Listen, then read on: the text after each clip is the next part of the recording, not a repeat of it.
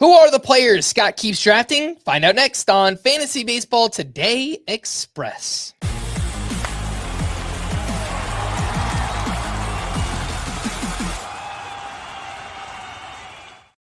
Welcome into FBT Express on Saturday, March 22nd. I am Frank Stampfl, joined by Scott White. Let's take a look at the players that Scott keeps drafting, and we will start at the very top, the player that you have drafted the most, and we'll work our way down. Scott, who is that player?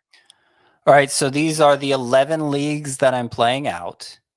3 more to come, but 11 so far. And in those 11, I have drafted one player 7 times. It is Kris Bubic, one of my favorite sleepers, a pretty deep sleeper.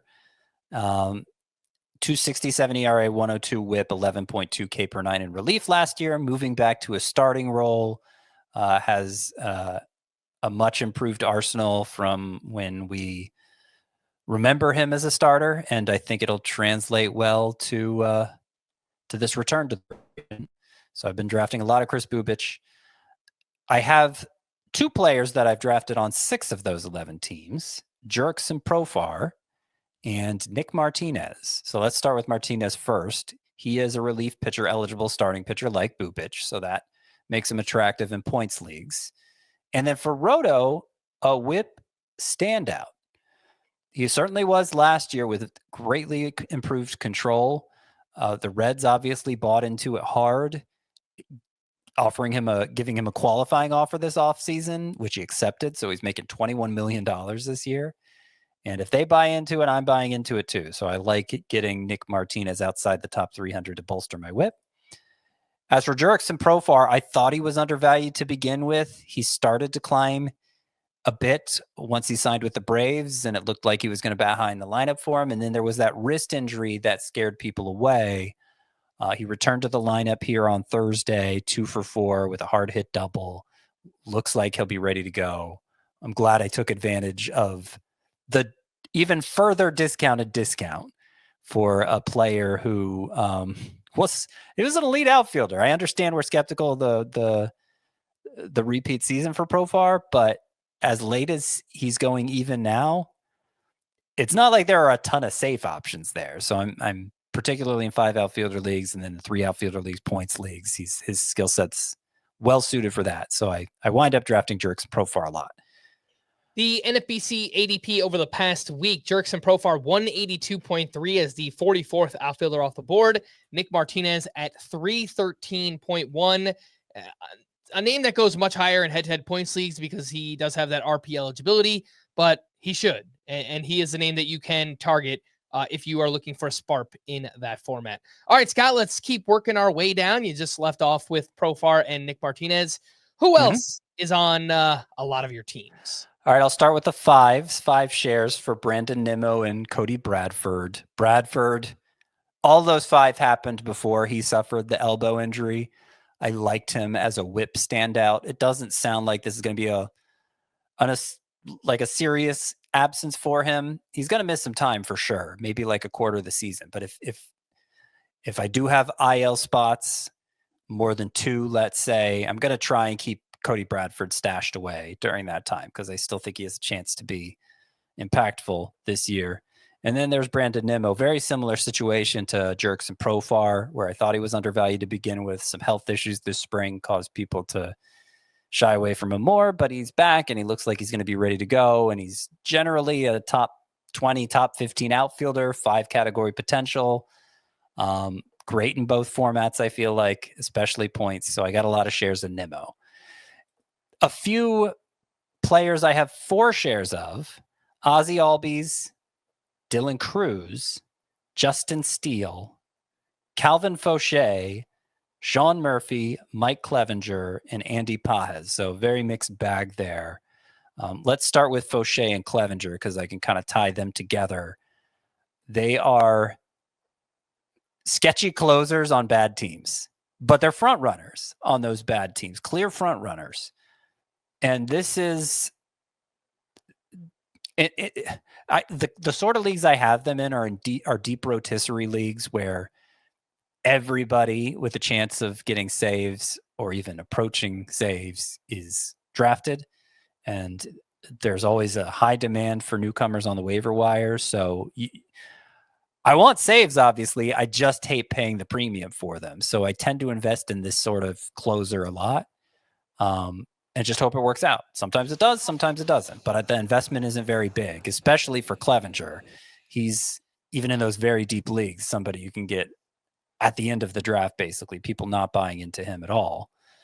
So I've done that a lot. On the higher end here, we have Ozzie Albies, Dylan Cruz, and Justin Steele. Ozzie Albies, I see him as durable. Others see him as an injury risk, I think.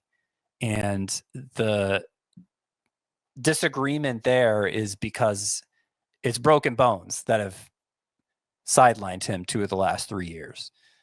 So not the normal nagging stuff, just kind of freak injuries. When he doesn't break bones, he plays 150 games, 30 homers, 15 steals, tons of runs, tons of RBI, very reliably, all of this. So if he lasts to pick 60, I'm pretty much always getting Ozzie Albies.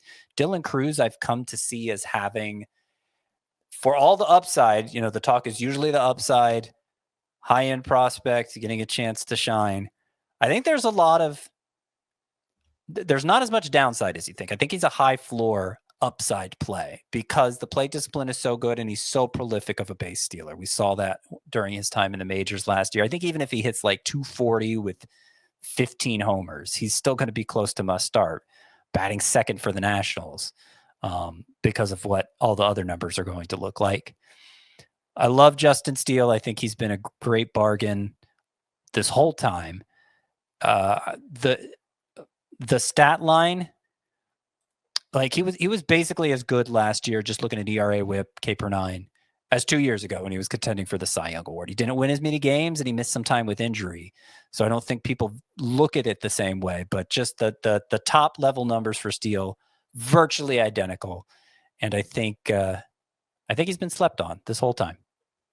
Yeah, Justin Steele is a player that I think I have drafted on 3 of my teams as well for a lot of the reasons that you mentioned. Just seems like an undervalued, a pitcher that nobody else wants to draft, and so he is falling to a very fair price this upcoming season. Scott, any other players here that you've drafted on multiple teams that you'd like to just give a shout out to?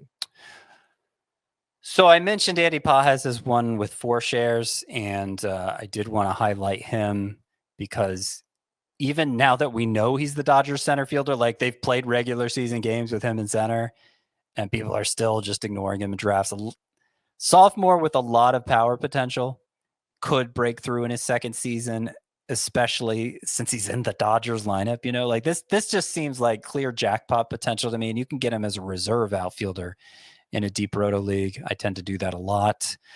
Corey Seager, every year he seems to be on this list. This year, it seems like he's a points league standout, might be the second best shortstop in that format.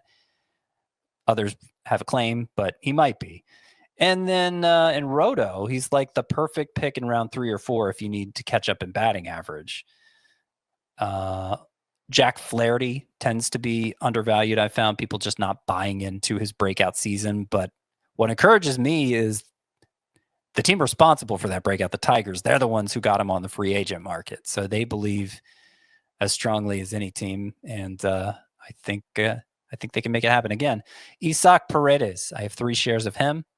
One of my favorite players to draft this season. I think his swing is perfectly suited for the Astros home park with the Crawford boxes and left. He just is going to wear those out, hitting the ball, pulling the ball to that side. I think the numbers for Paredes are going to be much like the numbers Alex Bregman put up as the Astros third baseman the past couple years.